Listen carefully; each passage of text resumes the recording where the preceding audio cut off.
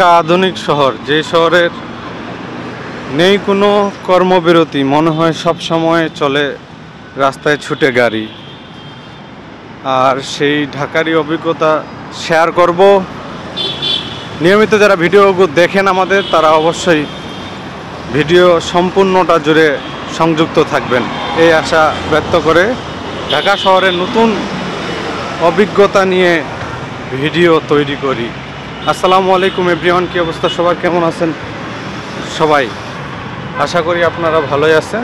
আপনাদের দোয়ায় আমিও ভালো আছি। তাই তো চলে আসলাম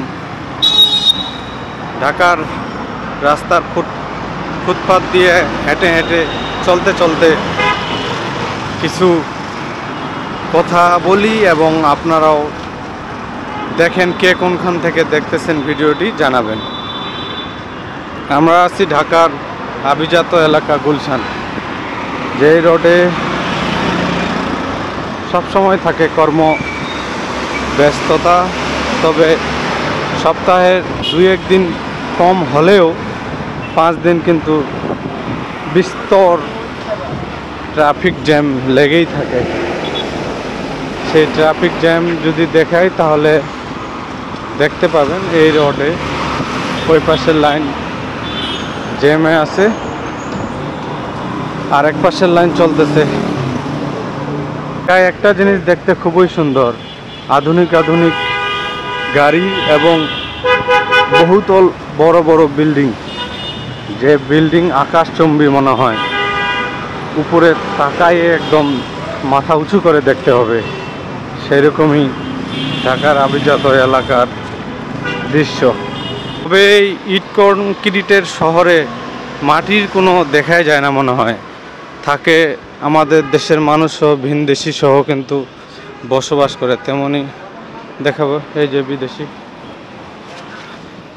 ঢাকার রাস্তায় সবসময় ফরেনার যারা, তারা কিন্তু ভদ্রভাবে চলাফেরা করে এবং তাদেরকে এখানে এই শহরে যদি তাদেরকে কেউ দেখে, কেউ ঘুবড়ে পড়ে আর কি চলে যাবে না তার সাথে বেশি কথা বলতে।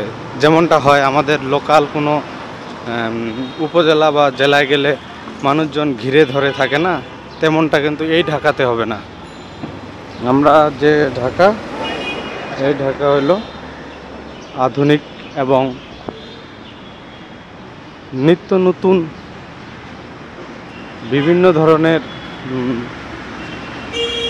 গাড়ি ঘোড়া থেকে শুরু করে নানান রকমের মানুষ এই ঢাকাতে কিন্তু বসবাস করে। এটাই চরম সত্য।